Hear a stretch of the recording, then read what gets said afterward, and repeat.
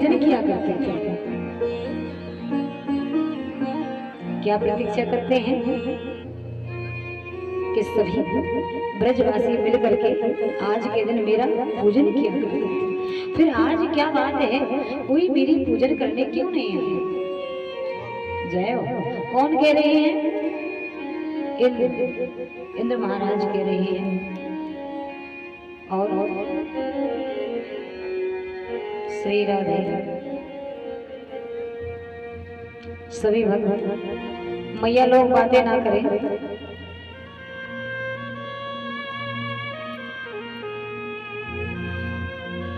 दो चार तो भक्त है कथा श्रवण करने के लिए, उसमें ही बातें करते हैं, शांति का परिचय दें। और कथा को कैसे सुने?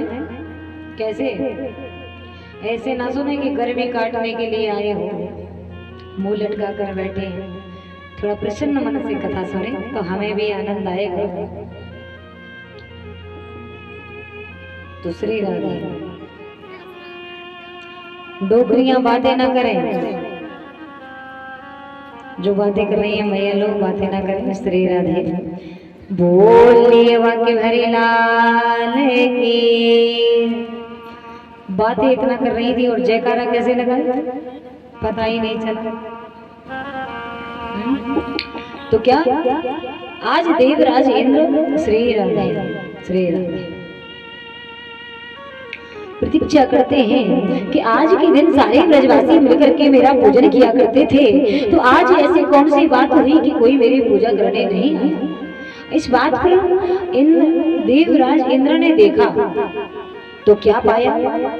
श्री राधे कि मेरे स्थान पर आज किसका पूजन हुआ है? गोवर्धन महाराज। और गोवर्धन महाराज का पूजन हुआ है और मेरा पूजन नहीं हुआ है। इस बात पर देवराज इंद्र कुपित हो जाते हैं, नाराज हो जाते हैं, क्रोध करने लगते हैं और मेघों को आदेश दिया। किसको? बादलों के लिए।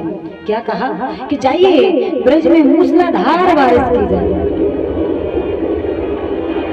ऐसी बारिश करो, बहुत जोरदार बारिश करो।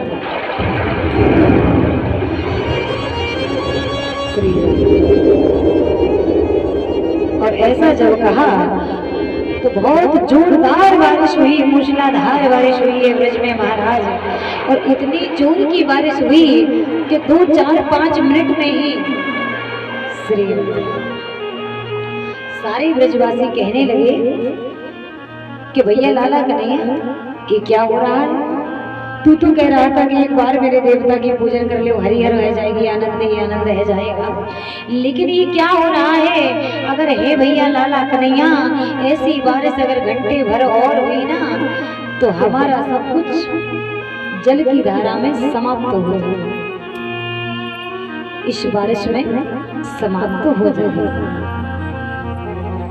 भैया लाला कन्हैया रक्षा करो, और हमारा तो कन्हैया तेरे सिवा कोई नहीं है। ब्रजवासियों ने क्या कहा कि भैया तेरे सिवा हमारा कोई नहीं है। जब ठाकुर जी से ऐसा कहा श्री राधे कि तेरे सिवा हमारा कोई नहीं है, तो ठाकुर जी ने कहा कि चिंता ना करो, आपकी रक्षा वही करेंगे जिस देवता की आपने पूजन करी है। सारे ब्रजवासियों से कहा आ जाइए, गिरिराज जी महाराज की शरण में आ जाइए। और आज ठाकुर जी ने अपनी छोटी अंगुलिया पर गिरिराज जी महाराज को धारण किया है महाराज, और सारे ब्रजवासियों को आदेश दिया है कि आइए इनकी शरण में आ जाइए। लड़के बच्चे गाय बछड़े सब अपनी अपनी गृहस्थी को बांध करके श्री राधे और गिरिराज जी महाराज की शरण में आ जाइए। महाराज बारिश ही इतनी भयानक हुई, जोरदार हुई कि सबको डर लग रहा था कि आज तो हमारा सारा सब कुछ समाप्त हो जाएगा। तो सारे ब्रजवासी अपने अपने लड़के बच्चों को लेकर गोवर्धन महाराज की शरण में आ जाते। और महाराज ठाकुर जी गिरिराज जी महाराज को धारण किए हैं। इस बात पर उनके ग्वाल बाल मित्र मंडली उनकी साथ में है। तो सभी बोल रहे हैं भैया लाला कन्हैया बड़ी देर हो गई है तेरे छोटी अंगुरिया पर गिरिराज जी महाराज को धारण किया। तो क्या कहते हैं कि बड़ी देर हो गई है इसलिए, और तूने हमें ब्रज में बहुत चोरी कर करके माखन खिलाया, तो हमारे अंदर बहुत आदत है, इसलिए ऐसा करो कि नेक जरा तू आराम कर और हम अपने अपने डंडा से इनको संभाल लें। सबने अपने अपने डंडा लगा लिया। ठाकुर जी ने मुस्कुराते हुए कह दिया कि हाँ भैया बात तो सही है, बहुत देर से मैं खड़ा हुआ।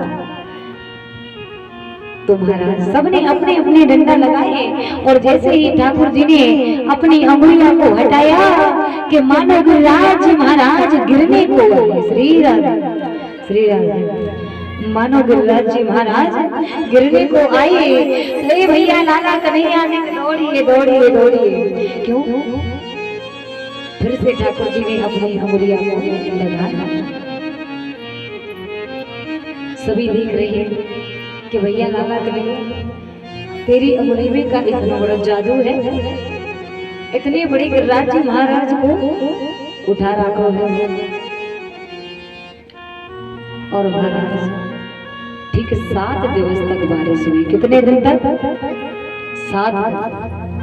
7 दिन तक इतनी जोरदार बारिश हुई, मूसलाधार बारिश हुई। जब मेघों के पास जल समाप्त हो जाता है, बादलों के पास जल खत्म हो जाता है, फिर बादलों ने आकर के इंद्र महाराज से कहा कि अब तो हमारे पास जल भी नहीं है, अब क्या बरसाना।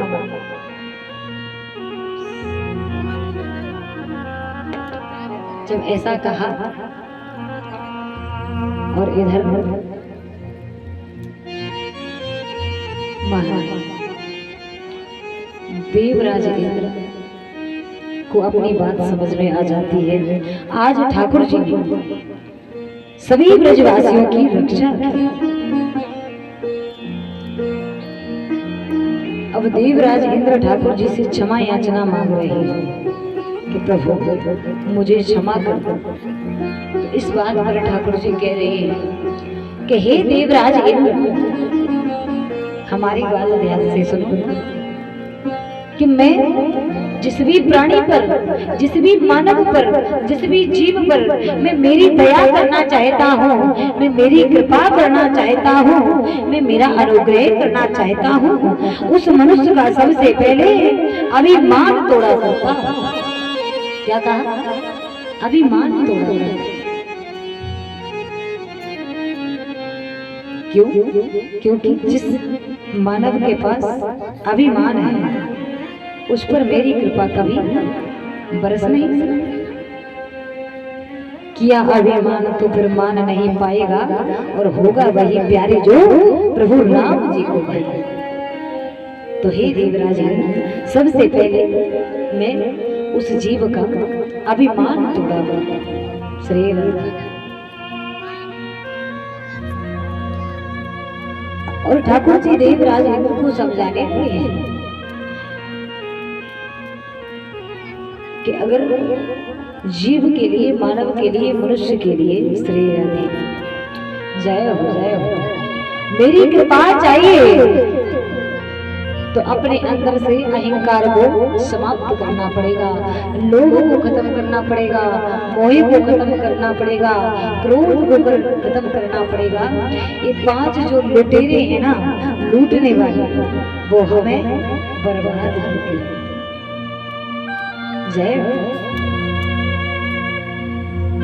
तो श्री सुखदेव जी कहते हैं कि सदा सेव्या, सदा सेव्या, क्या कहते हैं? सदा सेव्या, सदा सेव्या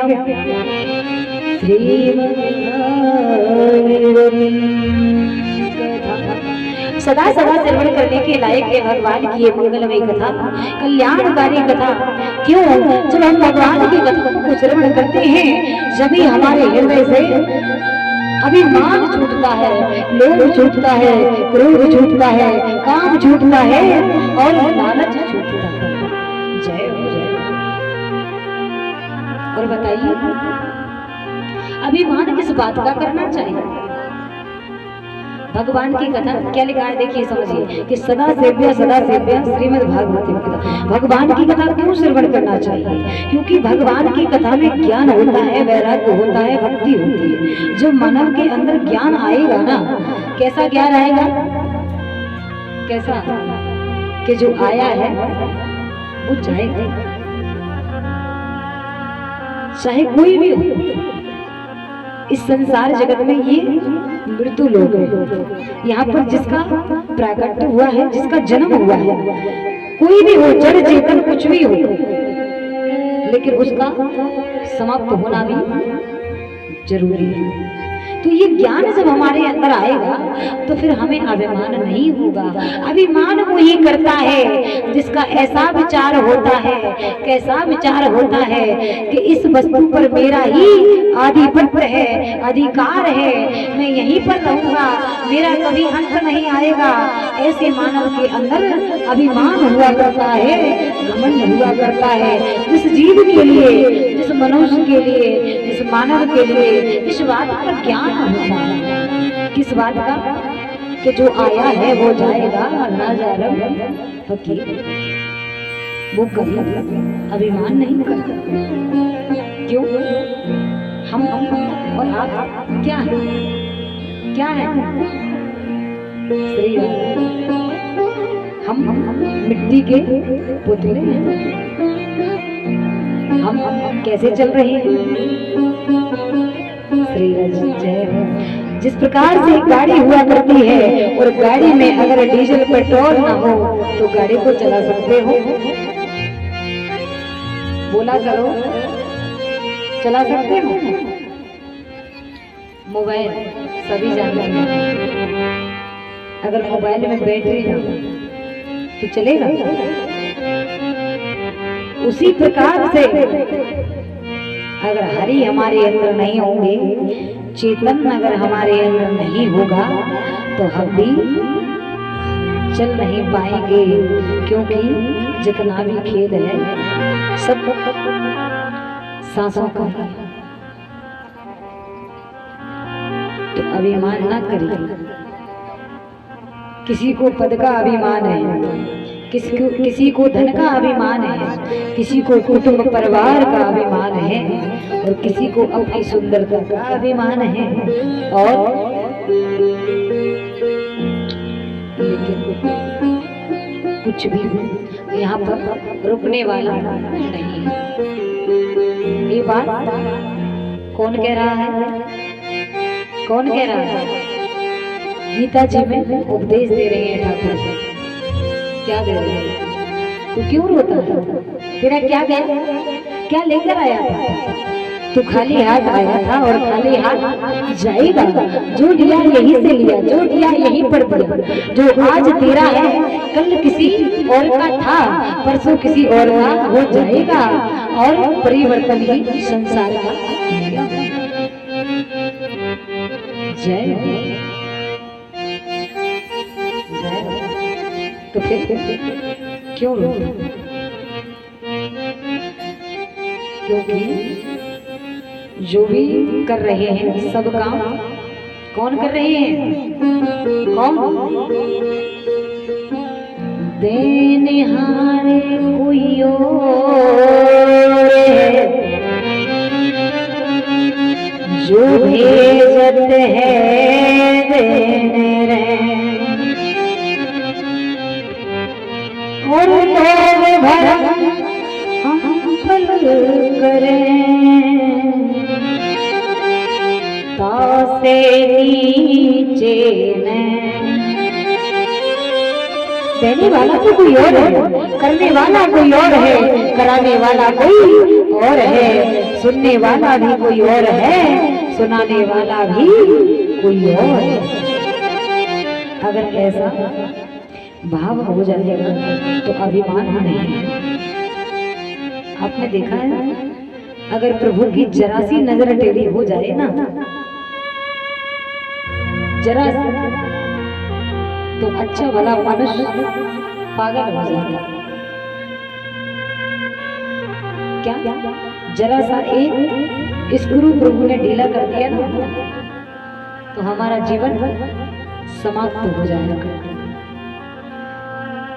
किसी का हाथ बेकार हो जाता है, किसी कोई बोल नहीं सकता, कोई चल नहीं सकता, कोई देख नहीं सकता। तो क्या हमें प्रतिदिन जब बिस्तर से हम जागे, सोकर जब जागो तो प्रभु को प्रणाम करो सबसे पहले कि प्रभु कल का जीवन तो गया, आज मेरा नया दिन है, तो आज का दिन मेरा सुरक्षित रहे, सही रहे। तो हम और आप पर प्रभु की बड़ी कृपा है। कैसी कृपा कि हमारे पास सुंदर दो नेत्र हैं, सुंदर दो हाथ हैं, सुंदर सी जिह्वा है, सुंदर से पैर हैं, सुंदर देह है, इतना अच्छा शरीर, निरोगी काया है। ऐसा शरीर पाकर भी हम प्रभु का भजन नहीं करते, कहाँ व्यस्त हैं ये दुनियादारी में। अरे लड़के बच्चे पैदा कर लेना, विवाह कर लेना, ये तो पशु और पक्षी भी करते हैं। अगर ये हमने कर लिया तो कोई बड़ी बात नहीं। तो क्या अगर कुछ करना चाहते हो तो अच्छा करो, दान करो, धर्म करो, परोपकार करो, भगवान की कथाओं को श्रवण करो, भजन करो, और बन जाए तो किसी की मदद करो, भला करो, परोपकार करो, वही एक साथ जाएगा और कोई साथ जाने वाला नहीं है। हम चले जाएंगे लेकिन अगर कुछ अच्छा कर जाएंगे तो हमारी कहानी को जमाना गाता रहे। क्या साथी है मित्र गुम जन्म पाने तक, अर्धांगिनी बढ़ेगी केवल मकाने तक। जब हमारा अंत समय आएगा तो जो पत्नियां कहती हैं कि स्वामी तुम तो हमारे प्राणों से भी ज्यादा प्रिय हो, वो आपके साथ नहीं। साथी है मित्र गम जल बिंदु पाने तक, अर्धांगिनी बढ़ेगी केवल मकाने तक। परिवार की सब लोग चलेंगे शमशान तक, और बेटा भी हक निभाएगा सिर्फ अग्नि दान तक। उसके बाद क्या अरे इससे तो आगे भजन एक साथी, और इसके बिना नर तो अकेला रहेगा, अकेला रहेगा। और 2-4 दिन का भैया मेला रहेगा, और इसके बिना नर तो अकेला रहेगा, अकेला रहेगा। जय जय।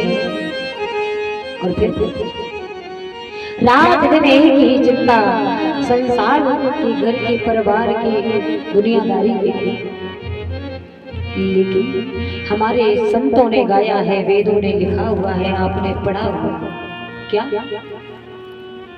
कि मनुष्य जीवन मोक्ष का दरवाजा है। बड़े भाग्यमान स्तन पावा सुर दुर्लभ सद ग्रंथ नगा, साधन धाम मोक्ष कर द्वारा पाए न जही परलोक। अगर मोक्ष का दरवाजा है तो मोक्ष कैसे हो, कैसे हो? लड़के बच्चों को पालन पोषण करने में, परिवार को धन कमाने में, घर मकान बनाने में, इससे मोक्ष हो जाएगा? बताइए। करो, तन से ये कार्य करो, लेकिन मन से हरि का भजन करो। हृदय में प्रभु को बसा लीजिए और फिर काम दुनिया के कर लीजिए, तब कहीं जाकर कल्याण हुआ। चित्त में किसको बचा लिया है, रात दिन किसको बसा लिया है, किसका भजन करते हो बताओ।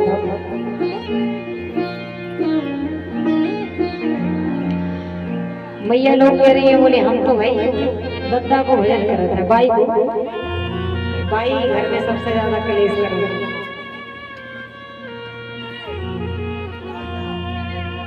भजन प्रभु का करो, चित्त में हरि को बसाइए। अगर रात दिन भगवान की कथाओं को श्रवण करोगे, भगवान का भजन करोगे, तो मन में हरि बैठ जाएंगे। और जब हरि बैठ जाएंगे तो बात वही हो जाएगी, क्या कि राम नाम चित धर तोरे भैया। जितना तुमने अपने मन में संसार को बसाया, उतना अगर प्रभु को बसाया होगा। अरे राम नाम चित धर तोरे भैया, राम नाम चित धर तो, अरे राम नाम चित धर